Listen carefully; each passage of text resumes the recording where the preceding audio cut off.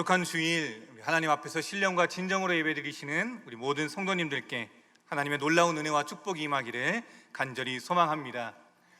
특별히 부족한 종인데도 오늘 주일 설교를 통해서 우리 성도님들과 하나님의 말씀을 함께 나눌 수 있어서 저에게도 너무나도 영광스러운 시간이고 감사한 시간입니다. 사실 오늘 말씀을 전하기까지 저에게는 엄청나다면 엄청난 일이 있었는데 그건 조금 있다가 좀 궁금해하시라고 조금 있다가 말씀드리겠습니다. 오늘 우리가 함께 봉독한 성경 말씀 신명기는 두 번째 율법이라는 뜻으로 하나님의 계명을 더 자세히 설명해 주는 책입니다. 한자를 보더라도 거듭신, 목숨명이라는 뜻입니다. 거듭하여 목숨과 같은 하나님의 말씀을 이 백성들에게 전달한다라는 뜻이죠. 이스라엘 민족을 출애굽시킨 모세가 요단강을 건너가기 전, 그러니까 애굽으로부터 떠나온 민족 1세대가 이제 세상을 떠난 후 남아있는 광야 세대, 다음 자손 세대, 다음 이 세대들을 위해서 모세가 마지막으로 고별 설교를 하고 있는 내용입니다. 만약 여러분이 모세라면 지금 이 모세가 처한 상황 속에서 다음 자녀들에게, 다음 세대 자녀들에게 어떠한 설교를 하고 싶으시겠습니까? 그 설교를 들어야 되는 자녀들의 입장에서는 또 잔소리야 라고 생각할 수도 있겠지만, 당연히 먼저 경험한 어른으로서, 믿음의 조상으로서, 하나님의 은혜를 먼저 체험한 믿음의 조상으로서 하나님께 받은 놀라운 은혜의 이야기들을 아마 전하고 싶었을 것입니다. 그래서 신명기의 내용을 보면 예전 이스라엘 백성들의 삶을 회고록처럼 엮은 느낌도 나고, 모세의 삶의 여정과 함께 이스라엘 백성의 이야기가 고스란히 담겨져 있습니다. 그러한 말씀을 통해 결국 모세가 이야기하고 싶은 것은 무엇입니까? 하나님의 말씀을 지키는 것이, 하나님의 말씀에 순종하는 것이 너희가 살 수 있는 길이다. 너희가 그렇게 해야지만 이 가나안 땅에서, 너희가 들어가야 될 그 가나안 땅에서 견딜 수 있는 것이다 라는 것, 바로 그것이 모세가 전하고자 하는 내용이었습니다. 특별히 오늘 본문 4장에서는 왜 이스라엘 민족이 하나님의 말씀에 순종해야 되는지 그 이유를 놀라운 구원의 역사를 가지고서 이야기합니다. 바로 그 구원의 역사는 우리를 향한 하나님의 사랑이기도 합니다. 오늘 주시는 이 말씀을 통해서 우리 모든 성도님들에게도 하나님의 그 놀라운 사랑을 다시 한번 느끼는 귀한 시간 될 수 있기를 간절히 소망합니다. 첫 번째 따라하겠습니다. 하나님의 사랑을 기억해야 합니다. 하나님의 사랑을 기억해야 합니다. 오늘 본문 말씀 32절입니다. 같이 읽습니다. 시작. 네가 있기 전 하나님이 사람을 세상에 창조하신 날 때부터 지금까지 지난 날을 상고하여 보라. 하늘이 이 끝까지 저 끝까지 이런 큰 일이 있었느냐? 이런 일을 들은 적이 있었느냐? 모세가 백성들을 향해서 질문을 합니다. 하늘 이 끝에서 저 끝까지 이런 큰 일이 있었느냐? 이런 일을 너희가 들은 적이 있었느냐? 백성들에게 무슨 일을 언급하고 있는지 우리가 잘 살펴보아야 합니다. 먼저 시간적인 은혜를 이야기합니다. 하나님께서 사람을 창조하신 이후로 지금까지 기억해보라. 지나간 날을 상고하여 보라. 내가 모태에서 태어나기 전부터 하나님의 섭리로 준비하여 지으셨고 이 땅에 보내셨다라는 것, 그리고 이후로도 너를 택하여 너를 지금까지 인도하신 일들을 깊이 생각해보라라는 겁니다. 상고하다, 꼼꼼하게 따져서 검토해보다라는 이야기죠. 사랑하는 우리 성도님들은 나의 삶에, 각자의 삶을 한번 상고해 보았을 때 어떠한 마음이 드십니까? 어떠한 때가 떠오르십니까? 공간적으로도 이 놀라운 은혜를 설명합니다. 하늘 이 끝에서 저 끝까지 이런 큰 일이 과연 있었느냐? 온 세상을 통틀어서 너희 민족만큼 나의 사랑을 받은 사람들이 있었느냐라고 이야기를 합니다. 33절 말씀도 같이 한번 봉독합니다. 시작. 어떤 국민이 불 가운데서 말씀하시는 하나님의 음성을 너처럼 듣고 생존하였느냐?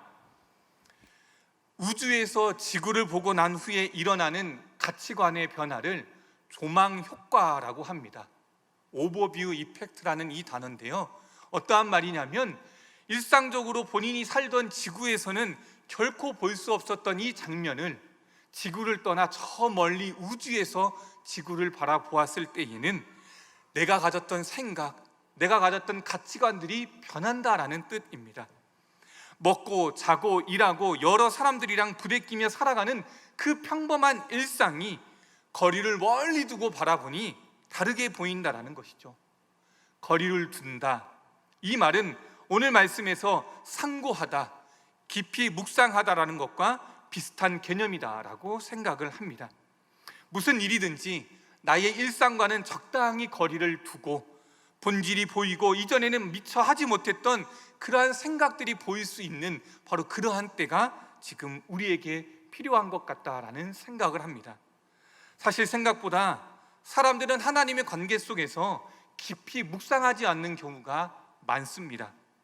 하나님의 은혜와 말씀을 묵상하고 깊이 상고하기보다는요, 그냥 땅의 것에 더 몰두하고 내가 더 붙잡고 싶은 것에 몰두하고 내가 묵상하고 싶은 것에만 더 묵상하는 경우가 많이 있었습니다. 자꾸만 좁은 시야를 가지고서 하나님을 이해하려고 했고요, 그것 가지고 하나님을 다 아는 것처럼 행동했던 것들이 우리들의 신앙의 현실이었습니다. 그래서 때로는 눈에 보이는 것만으로도 하나님을 평가할 때가 있었습니다. 짧은 삶의 순간마저, 그 짧은 삶의 순간만으로 하나님께서 베풀어 주신 나의 통틀은 이 전체의 삶을 평가한 적도 있었습니다. 그것은 다 깊이 상고하지 않았기 때문입니다. 우리에게 하나님의 은혜와 사랑에 대한 조망 효과가 지금 우리에게 절실히 필요한 때입니다. 서두에 말씀드렸듯이 저에게는 이번 한 주가 결코 쉬운 한 주가 아니었습니다. 지금도 서 있는 게 사실 좀 쉽지는 않습니다. 한편으로는 정말 저를 깊이 상고해보는 시간이기도 했는데요, 겉으로 보기는 지금 멀쩡해 좀 보이시죠? 예, 건장해 보이고 허우대는 참 멀쩡해 보이는데 지난 주일날 제가 처음으로 응급실을 한번 가봤습니다. 그리고 또 가까운 병원에 입원해서 생활을 좀 했었는데요, 여기서 대화역까지 여러분 거리가 뭡니까? 가깝습니까? 새벽에 차가 하나도 안 밀리는 2시 이쯤 대화역까지 안 멀죠? 아니요, 엄청 멀어요. 죽을 것 같아가지고 막 배를 부여잡고 가는 그 길이 너무너무 힘든 거예요.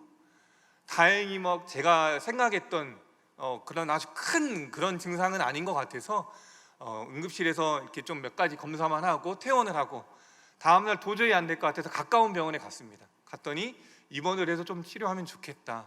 치료를 하는데 이제 입원을 하려고 들어가니까 누가 제일 부러워요? 옷 갈아입고 나가는 사람이 제일 부러운 거예요. 저는 지금 환자복을 입고 누워야 되는데 이제 본인의 옷으로 갈아입고 퇴원하는 사람이 그렇게 좋아 보이더라고요. 그리고 나서 좀 있다 보니까 누가 또 부러워 보이느냐, 저는 밥 먹는 것조차 힘들어가지고 막 부들부들 거리고 있는데 앞에 사람은 밥이 맛이 없다고 남기고 있는 거예요. 그 사람을 보니까 또 너무 속이 상해요. 나는 지금 힘들어 죽겠는데 저 사람은 지금 밥을 남겼다? 이제 조금 몇 끼 지나니까 밥이 조금 먹을만 해요. 근데 이 반찬이 좀 지겹더라고요. 정갈한 메뉴예요. 흰죽, 간장, 물김치. 요거 가지고 한 6개 정도 먹으니까요, 앞에서 그 장조림 먹고 있는 사람이 또 너무 부러운 거예요. 야, 아픈데도 제 마음 가운데, 야, 이렇게 내가 간사하구나, 이렇게 내가 내 눈앞에 보이는 것만 가지고 나의 삶을 평가하는구나, 그런 생각을 하게 되었다라는 것이죠. 병원에서 조금씩 정신을 차리고서야 오늘 주일 설교를 해야 된다라는 게 다시 이제 떠올랐어요. 오늘 주일 사부 말씀 전해야 되는데 성도님들께 말씀드리기는 좀 어렵고 그냥 교역자들끼리 알고 있었었는데 이제 설교 준비 은혜스럽게 잘하면 좋겠다 이렇게 문자를 보내주는데 제 마음 가운데 또 너무 많이 부담이 되는 거예요. 아무런 준비도 없이 그저 이 수액 맞은 손으로 핸드폰 보려니까 힘들더라고요. 그래서 그냥 이렇게 쪼그리고 이렇게 엎드려서 핸드폰 보는 건 그나마 가능해요. 설교는 은혜가 안 될지 모르는데 설교를 준비하는 과정은 무릎 꿇고 쪼그려서 병원에서 상당히 은혜스러웠어요. 그래서 거기에서 말씀을 핸드폰을 찾아서 첫 구절을 보는데 바로 오늘 이 32절의 말씀이 보였습니다. 지금까지 지나간 날을 상고하여 보라, 깊이 묵상해 보라. 고작 며칠 아픈 것 가지고 나의 상황과 나의 이 아픔을 가지고 하나님께 불평하고 원망하는 내 모습이 얼마나 하나님 보시기에 부끄러웠는지, 40년이 넘는 시간 동안 나의 삶 가운데 베풀어 주신 은혜를 바라보았을 때는 정말 도무지 설명할 수 없는 은혜의 시간이었습니다.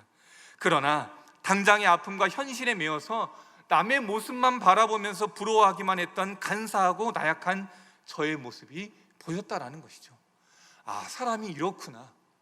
이스라엘 백성들도 오늘 신명기 말씀 가운데서 나왔던 이 장면 가운데 분명 그랬던 것 같구나. 그들이 어떻게 하나님께 반응을 했습니까?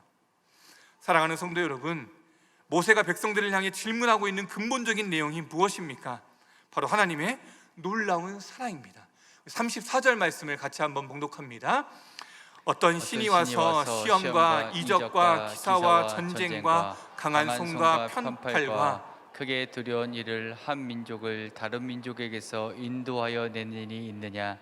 이는 다 너희의 하나님 여호와께서 애굽에서 너희를 위하여 너희의 목전에서 행하신 일이라.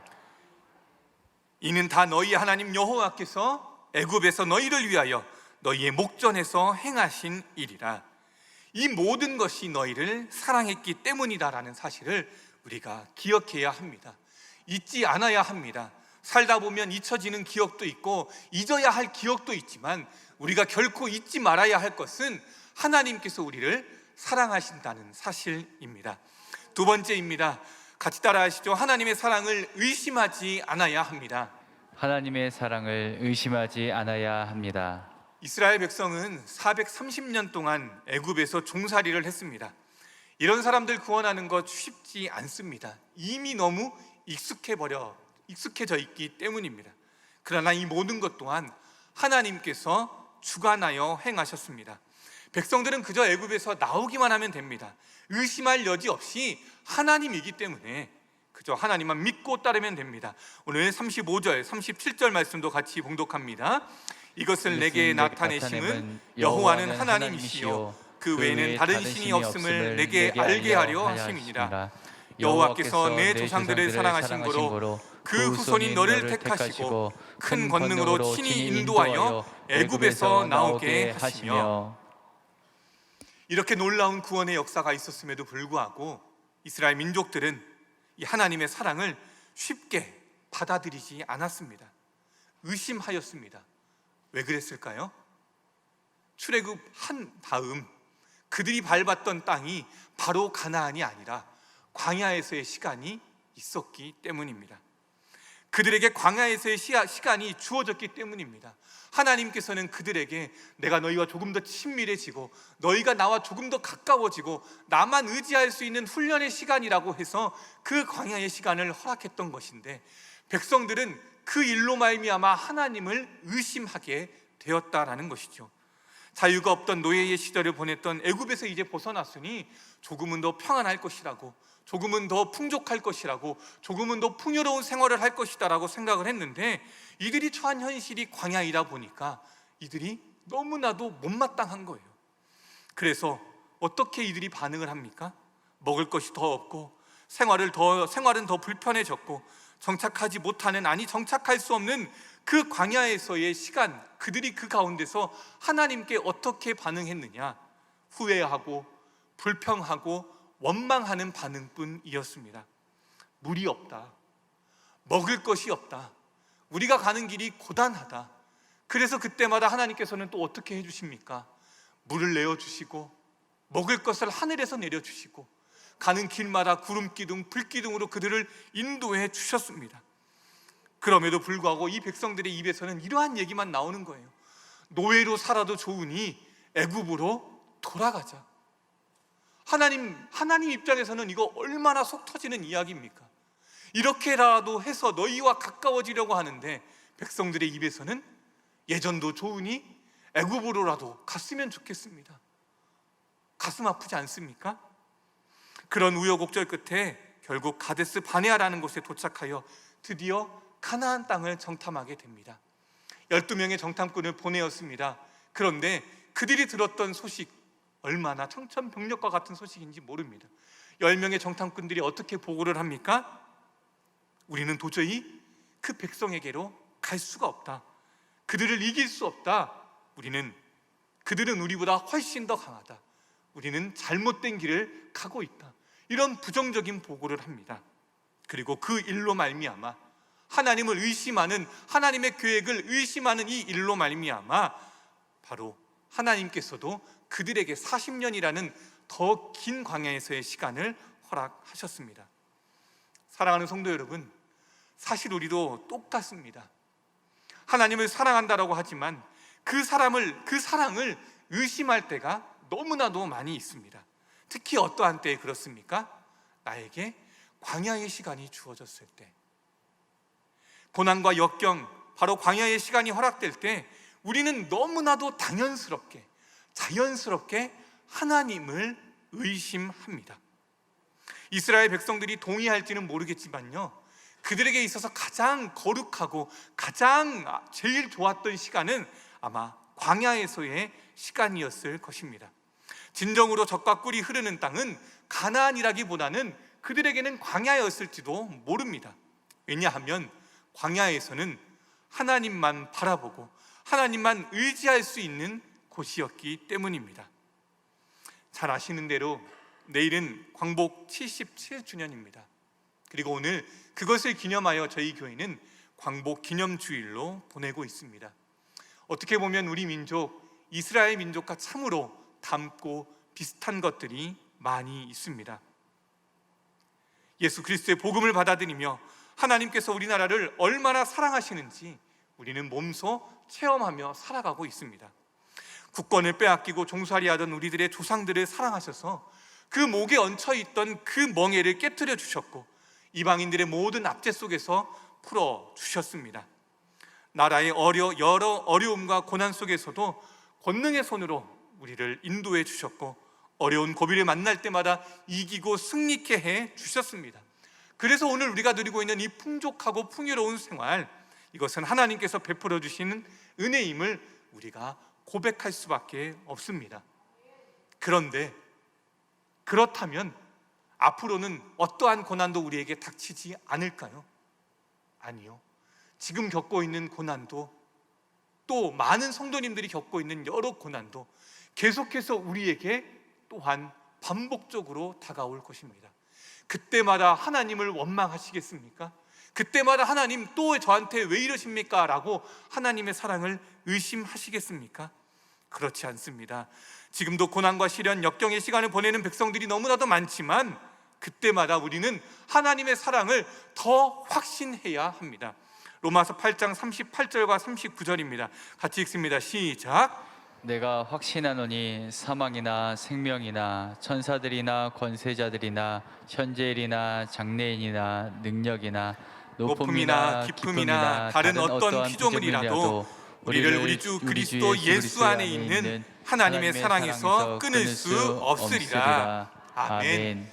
이 세상에 어떠한 것도 예수 그리스도 안에 있는 그 하나님의 사랑에서 우리를 끊을 수 없음을 믿으시길 바랍니다.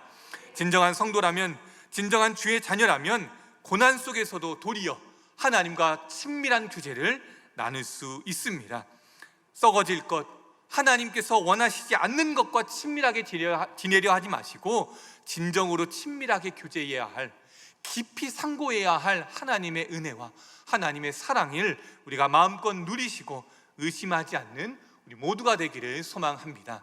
우리 마지막 세 번째입니다. 받은 사랑을 이제 베풀어야 합니다. 받은 사랑을 이제 베풀어야 합니다. 39절과 40절 말씀입니다. 시작.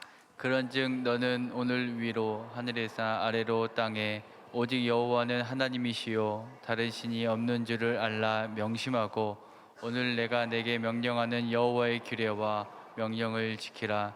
너와 내 후손에게 복을 받아 내 하나님 여호와께서 내게 주시는 땅에서 한없이 오래 살리라. 아멘. 오늘 내가 내게 명령하는 여호와의 규례와 명령을 지키라. 제가 올해 저희 교회에서 교구외에 전도위원회를 담당하고 있습니다. 언제 위원회분들과 함께 말씀을 나눌 때 이런 말씀을 전한 적이 있습니다. 가장 귀한 것을 나누는 것이 전도입니다. 많은 분들이 전도를 너무나도 어렵게 생각하고 힘들게 부담스럽게 여기는데 그거 그렇게 부담스러운 것 아닙니다. 그냥 내가 가지고 있는 가장 귀한 것을 나누는 것이 전도입니다 라는 그러한 뜻으로 말씀을 전했습니다. 하나님께서는 우리들을, 사랑하는 주의 자녀들을, 그리스도인들을 복의 근원으로 삼으셨습니다. 하나님의 은혜와 축복을 세상으로 흘려보내는 그러한 통로의 역할을 하도록 우리를 부르셨습니다. 모든 그리스도인들이 그 하나님의 은혜를 받고 살아가고 있죠. 그러나 그 은혜가 영적 성장의 발판이 되지 못하고 흐지부지 될 때가 있는데 바로 그때가 언제냐? 그 은혜를 나만 누릴 때가 그렇다라는 겁니다. 내가 은혜를 받았으면 그 은혜를 베풀어야 그 은혜는 배가 되는 것입니다. 그 은혜가 썩지 않게 되는 것입니다. 하나님의 사랑도 마찬가지입니다. 내가 받은 사랑이 있으면 그것을 흘려 보내야 합니다. 우리에게 베풀어 주신 하나님의 사랑은 그것을 위한 것이었어요. 그것이 하나님의 사랑이 썩지 않는 방법입니다. 브루스 바턴이라는 사람은 아무도 모르는 사람이라는 책에서 이스라엘에 있는 갈릴리 바다, 갈릴리 호수와 사해의 차이를 이렇게 설명합니다. 갈릴리 호수도 그렇고 사해도 그렇고 다 요단강으로부터 생긴 호수입니다. 그런데 이 둘은 너무나도 모습이 다릅니다. 갈릴리 호수는 맑은 물에서 물고기들이 살고 있습니다. 푸르른 그 물이 방파제에 부딪히면 아름다운 물보라를 일으키기도 하고, 나무들은 그 위에 가지를 들이우고 목마른 뿌리를 뻗어 갈증을 풀어줄 물을 빨아들입니다. 산 골짜기로부터 흘러내리는 요단강 물이 바로 이 갈릴리 호수, 이 갈릴리 바다를 더욱 빛나게 적셔줍니다. 그 호수가 있기에 모든 생명체는 더없이 행복합니다. 그런데 이 요단강은 남쪽으로 흐르다가 또 다른 바다, 또 다른 호수를 만납니다. 이 호수에서는 생명체가 살 수 없습니다. 어떠한 물고기도 이 바다에서는 살 수 없습니다. 나뭇잎의 펄럭임도 새들의 지저김도 없습니다. 물 위로는 무거운 공기가 감돌고 있고 사람이며 짐승이며 새도 그 물을 마실 수가 없습니다. 무엇이 인접해 있는 이 두 호수를 다르게 만들었습니까? 요단강이 그렇게 만든 것이 아닙니다. 요단강은 똑같이 두 호수에 좋은 물을 공급합니다. 바닷속의 다른 토양 때문도 아니고 주변 지역의 토양 때문에 그런 것도 아닙니다. 차이는 단 하나입니다. 갈릴리 호수는 받아들인 물을 그대로 흘려 보냅니다. 내가 한 방울 받았으면 한 방울 흘려 보냅니다. 그렇기 때문에 썩지 않았습니다. 그러나 사해는 어떻습니까? 받은 대로 받아들이기만 하고 흘려보내지를 않습니다. 그렇다 보니 이 물의 염분은 높아질 수밖에 없고 이 땅에서는, 그 물에서는 어떠한 생명도 살 수 없다라는 겁니다. 그래서 그 바다를 사해라고 부른다라는 것이죠. 저는 저희 교회에 와서 너무나도 좋은 것들이 많이 있습니다. 그 중에 무엇이 가장 좋았냐? 너무나도 좋은 성도님들 말로 다 할 수 없을 만큼 좋은 것들이 있는데, 저희 교회가 하는 사역 중에 너무나도 감사하고 은혜가 되는 것은 하나님의 사랑을 너무나 잘 흘려보낸다라는 것, 그것을 제가 제 눈으로 직접 보고 경험할 수 있는 것이 너무나도 기쁩니다. 사랑과 은혜를 가장 많이 이야기하면서도 어느 순간부터 교회에서 그 사랑이 없어지는 데가 많이 있습니다. 사랑을 베푸는 것이 인색한 곳이 많아지고 있습니다. 그런 교회가 되어버린 현실 속에서 저희 거룩한 빛 광성교회는 얼마나 아름다운지 모릅니다. 사랑하는 성도들을 위해서 내가 받은 사랑을 대신 전해주고, 이 지역, 우리 이웃들을 위해서, 나보다도 더 힘든 사람들을 위해서 사역하는 일이라면 앞장서서 발버둥 치고 나서는 수많은 성도님들의 봉사와 헌신과 섬김을 보면서 정말 아름다운 교회이구나, 이 교회는 정말 살아있구나, 이 교회가 하나님께서 원하시는 교회이구나라는 것을 깨닫게 되었습니다. 그런 의미에서 저희 교회 정말 최고이지 않습니까? 아마 이 교회에서 신앙생활 한다는 것만으로도 우리 성도님들은 너무나도 큰 은혜를 누리는 줄로 믿어야 합니다. 요한복음 14장 15절입니다. 같이 읽습니다. 시작.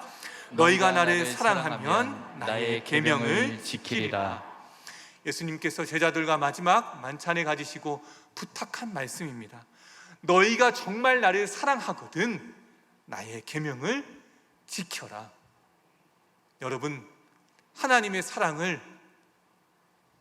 받으셨다면 하나님께서 말씀하신, 예수님께서 말씀하신 그 수많은 계명들, 내 이웃을 내 몸과 같이 사랑하라 라는 그 계명을 지킬 수 있는 우리 모든 성도님들 될 수 있기를 간절히 소망합니다. 말씀을 마치겠습니다. 오늘 이 신명기의 말씀을 통해서 우리는 하나님의 사랑을 다시 한번 기억하게 되었습니다. 특별히 때로는 나의 상황과 형편과 나의 여건 때문에 의심한 적도 있었던 그 하나님의 사랑을 결코 의심하지 않아야 합니다. 더욱더 바라는 것은 내가 누리고 있는 이 사랑과 은혜를 나만 누리는 것이 아니라 내 주위에 있는 사람들, 사랑하는 나의 가족과 이웃과 아직도 주님을 알지 못하는 수많은 사람들에게 전하면서 하나님의 이 복된 사랑을 마음껏 함께 누릴 수 있는 우리 모든 성도님들 될 수 있길 간절히 소망하고, 특별히 긍휼이 필요한 이 나라와 이 민족도 하나님의 사랑으로 가득할 수 있기를 주님의 이름으로 축원합니다. 우리 같이 말씀 생각하면서 같이 이 찬양했으면 좋겠습니다. 하나님, 저희는 하나님을 이렇게 고백하길 원합니다. 하나님을 저희가 이렇게 사랑한다라고 말씀하고 싶습니다 라면서 우리 같이 이 가사를 생각하시면서 말씀을 기억하면서 우리 같이 찬양하며 나아가겠습니다.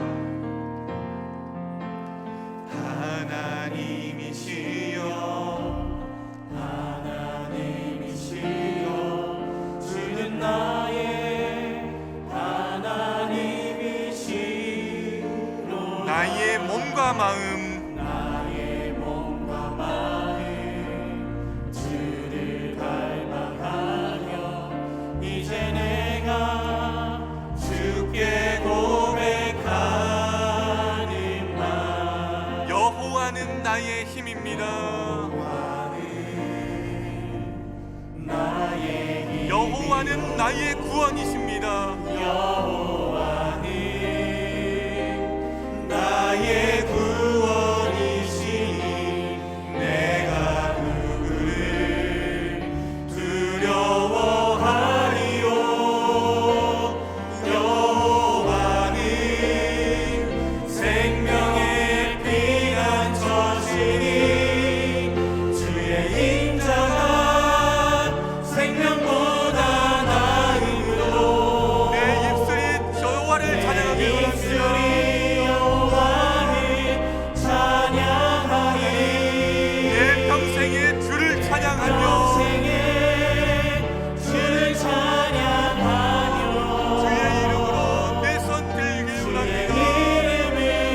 다시 한번 찬양합니다. 주의 인자가 생명보다, 주의 인자가 생명보다 나음으로